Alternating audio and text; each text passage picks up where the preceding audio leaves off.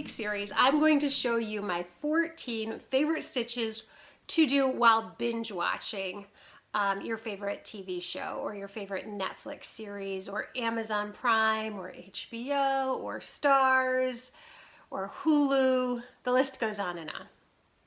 So grab your hook, grab your yarn, grab your remote, and probably a drink, and let's dive right in. Okay, everybody, we are on day 2 of crochet stitches that you can binge watch TV to. It's a really weird title, but hey, what am I gonna do? It's binge worthy. So day 2 is the corner to corner double crochet stitch. It's absolutely one of my favorite stitches.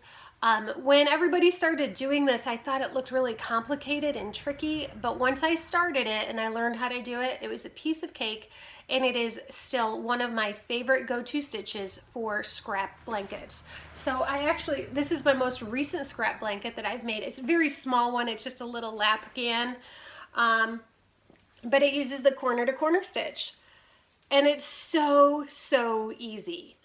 Now, I did do a tutorial on the corner to corner stitch, but I didn't do it with a blanket. I did a shawl. So mine only goes halfway through the pattern. So if you want to be able to finish your blanket, you're gonna need to do both sides, right? So what I did is I put a link in the description box below to my favorite YouTuber, yarn tuber, Jada and Stitches. She has a fabulous tutorial for how to make a